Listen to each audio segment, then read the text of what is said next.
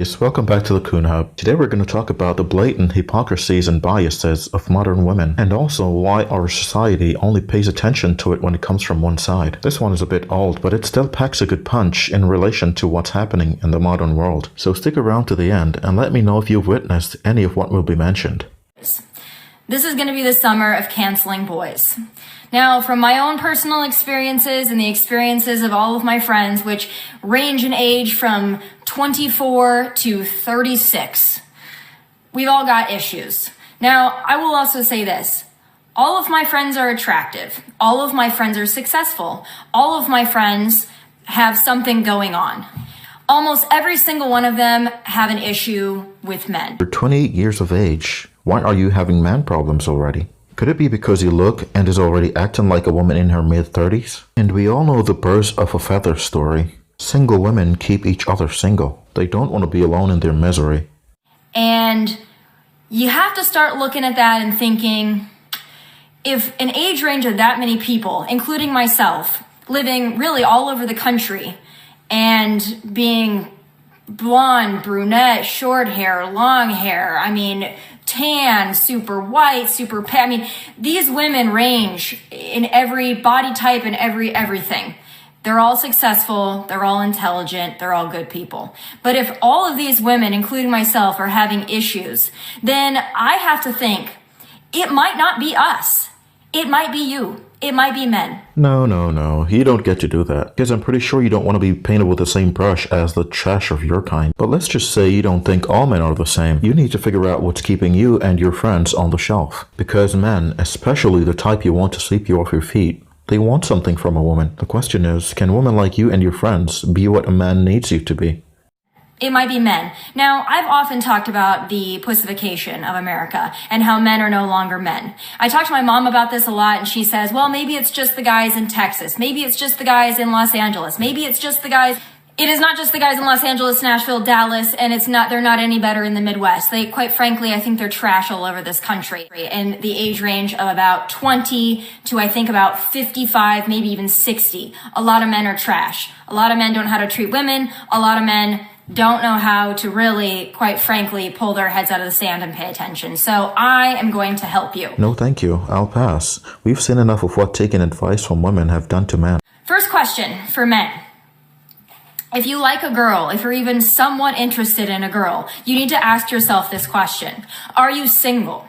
No, I don't mean are you kind of single, seeing 5 people, dating somebody, still kind of in a relationship, kind of broken up, kind of on again, off again, kind of married, kind of divorced. Are you actually single? That means single. You have nobody. You have no complications. You have no attachments. You are actually single. Quite frankly, I don't think that there are a lot of women that aren't raging feminists that don't look like Lena Dunham. They're saying these things to you. So I'm going to go ahead and say them because they need to be said. I am really so sick of my friends having to deal with trash men. I am tired of dealing with trash men, so I'm going to help you out. There's a lot of women out there that I know that are my good friends who have amazing jobs, who work really hard, but who can't seem to find a decent guy, even if they go up in age 5 to 10 to 15 years, because those guys all want to be with 21-year-olds who have nothing going on. It's very unfortunate. I don't think it's going to be fulfilling, but I would say to the men out there, try to maybe find a woman that you can talk to, communicate with, might actually have her shit together, might actually be ambitious. And this is where they start panicking, guys. Even Miss Lahren here didn't have a problem getting attention from well-off, good-looking men in their 40s. But now the attention is diverting and they can't handle it. They'll do pretty much anything to be back in the spotlight. Now they're coming to cut the sacks off they used to enjoy. If that's not selfishness, I don't know what is. And have something going on or want to have something going on, I don't care what she does. She doesn't have to be on TV. She doesn't have to be a PhD. She doesn't have to be a television producer. She doesn't have to own her own company. But be ambitious and have something going on. Those women out there are going to be a lot more fulfilling to you. You're actually going to enjoy your time. If you're not consistent and you fall off the radar, I give you maybe 1 to 2 chances to fix that because I'm a very direct communicator. Women, this is important. I will communicate to you. If your communication isn't great, I will let you know that. I will let you know that more effort is needed. But if you don't heed that warning and I have to warn you twice, I'm done at that point because I don't really care anymore. Now I'm done. Now I don't care. And I know my friends who are watching this are thinking and saying the same thing because we have these conversations on an almost daily basis. Once you turn us off, we don't care anymore. So let that be a warning to you. A warning? We left our mom's house for a reason, so if that's what we have to go back to, you should understand why men are choosing not to cohabitate as early as they once did. In order to have a shot with a girl like me or girls like my friends, girls that are worth a damn, you don't really have to be Brad Pitt. You don't have to be famous. You don't even really have to make a lot of money or have a really fantastic job. You just have to be determined. You have to be in some way successful in that you want to attain some certain kind of success for yourself. You're driven. You have goals. You can handle a woman with standards. That's not going to turn you off. An accomplished woman isn't what turns us off. It's often the character that comes along with it. And you're going to put in the effort to be with somebody like myself or my friends. We deserve that. And we will not compromise our standards. I tell you this, it will be a cold day in hell when I chase a man. And I know that's the same thing for my friends as well. And if my friends are listening and they're thinking about chasing a man, please, for the love of God, do not. Because there is not one single man on planet Earth, okay, that is worth making any woman feel like she is not good enough. And there it is, guys. These women think they automatically deserve validation. Women like her actually believe that men, especially men of means, care about her profession or how much money she makes. It's more like we don't want to come home to a dark house, arriving there with takeout. We'd rather live by ourselves. It's pretty much the same. So let's get into her attempted damage control after the backlash. Okay. So for those of you the other night, I believe it was Monday night, who watched my PSA for boyish men. Boyish men? Women never seem to want to bring up the confidence problem and fear of rejection almost all women have. Can that be referred to as being childish? Because that's the only way we'll accept being called boys. It has since gained a little bit of traction. No, it gained a lot of traction. Why? Because the man you work for, the same man that made you, will not tolerate that type of rhetoric in their community. It might be fine over in CNN and the rest. Example, Hollywood. You didn't come running back because you wanted to change perceptions of being seen as what you said you were not.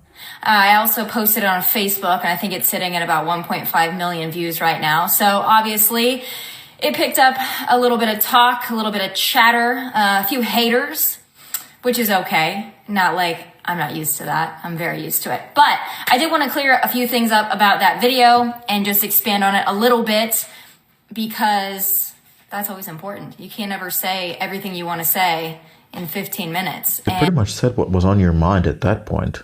This double take is likely the pushback to that. I'll pardon you though. It could have been the wine you had alone. This is where especially my black sisters should pay attention and recognize that the same people pushing you against your man knows that they're nothing without theirs. First and foremost, okay? I don't think all men are trash. And I also want to again reiterate the distinction that I made between boys and men. There is a big difference between boys and men. And I'm not talking about an age difference. I'm talking about a mentality difference. If you are a man and you watch that and you thought that I was calling you trash, I will apologize for that because I don't think all men are trash. I don't think any men are trash at all. I think that some boys who think that they are men have a tendency, shall we say, in 2020 to not quite act the right way. And I'm not saying that girls act the right way, mind you. Okay, this is an equal opportunity situation here, but I'm not a dude, in case you haven't noticed. I don't identify as a dude, I'm not a dude. So for me to do a video about how crappy women are in the dating scene, I really don't think I could offer you that much knowledge on it because I've never dated a girl yet. Not yet, but it's not off the table for a lot of these women, guys. You'd be surprised. Trust me, I've been around. Okay, so I can't help you there. I'm not saying that girls are perfect and men are awful or boys are awful. I'm not saying that, never would say that. I'm sure that there are many horrible girls out there that do many horrible things. I myself am not perfect. I acknowledge that. I'm happy to acknowledge it. So I wanted to clear that up. Men, I don't think you're trash. I happen to quite like men, and especially real men who act like men and who treat women the right way. Isn't that ironic? I know not all women think the same, but after decades of castrating men and shaming them into being more like you, why are women now complaining and criticizing the masculinity of the men they raised? Do you recognize what the real problem here is? I think you should be talking to women about how to treat men, as to not be annoyed by the product. And I'm going to get into that in a little bit, but I want to clear up some other misperceptions about the video, things that maybe you guys were confused about, so I can help you out. It was not in any way, shape, or form about my ex-fiance. Okay? My ex-fiance is a saint. My ex-fiance is a great individual, a great man, and the woman that ends up with him is going to be incredibly lucky because all the things that I bitched about in that video, he didn't do any of those things. And that's your answer right there, guys. Do not waste your time trying to please women. They should be on your program, not you and theirs. She just admitted a saint wasn't good enough. Or maybe she didn't want it to be seen as butthurt after a breakup. He's a great guy, so I want to clear that up. It wasn't me being scorned about a broken off engagement. It wasn't me being scorned about a bad breakup. I haven't dated anybody in months. So it wasn't about that, and it wasn't about my ex-fiance. So I want to clear that up. If he's watching or his friends are watching, not about him. My dear black sisters, if these are your role models, I wish you all the best. I'm hoping you will get your head out of the sand before it's too late. That will be it for this one, guys. I hope you've taken some value from this.